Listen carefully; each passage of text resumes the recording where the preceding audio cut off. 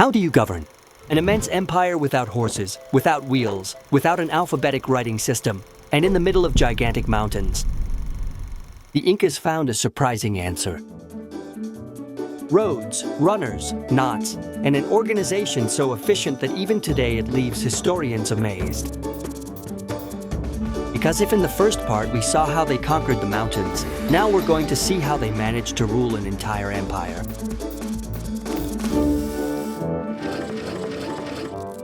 The Inca Empire, Part 2. Inca Trails. Thanks to major military campaigns and alliances with neighboring populations, by the year 1438, the Inca Empire was massive. It extended from Colombia's Amazon through parts of Argentina and Chile. The Incas called this entire territory Tawantinsuyu, which means the Empire of Four Directions. The empire was run from the capital in Cuzco. Two things helped the Incas expand their empire. They were very good warriors, but they were also very good negotiators. For example, in order to avoid war, different peoples would give the Incas food, clothing, and fabrics, and the Incas would leave them in peace. The Incas had a powerful army, which was very good at planning, discipline, and strategy. This brought them countless victories, and they soon amassed a large territory. The Incas were very organized. They built a huge system of roads that crossed jungles, gorges, and mountains, which helped them expand their territory and move about quickly. The main road was the Royal Road, which united the cities of Cuzco and Quito and was 2,400 kilometers long. Wow, that's pretty long.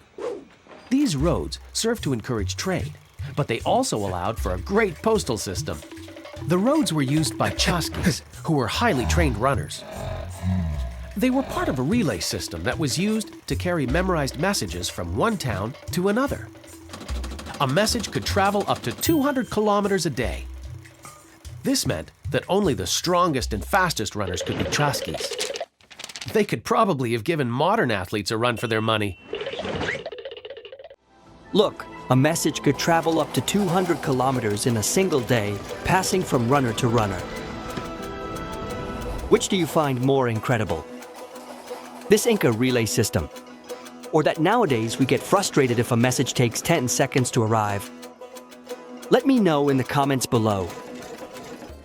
And if you enjoy these stories where a civilization breaks all our ideas about the past, subscribe now to Astrolab. Because Inca history still holds some of its most impressive constructions and mysteries. Let's dig a little deeper with our time compass and find out what else was going on around the world at that time. What was happening in Constantinople while the Inca Empire was strengthening its power in South America? Well, Constantinople, the capital city of the Byzantine Empire, was being besieged by the Ottoman Turks. In April 1453, the Turkish Sultan Mehmed II set up his tent at the foot of Constantinople's walls with an army that outnumbered all the inhabitants of the city. For 2 months, the Turks bombarded the walls of the city with cannons. The Byzantine army was weakened, and the people began to go hungry because of a lack of food. You know what? They should have asked for a shipment of potatoes from the Incas. Well, that wasn't possible then. Nobody in Europe even knew that the American continents existed at that time. Not only did Europeans not know about the continents and peoples across the ocean, but they also wouldn't know what a potato was, because no one in Europe had ever seen a potato yet. Coming up in the next episode, the Inca Empire, Part 2. With the Inca Empire's growth, they began to need a system for keeping track of things. So they invented a mathematical system called the Quipus.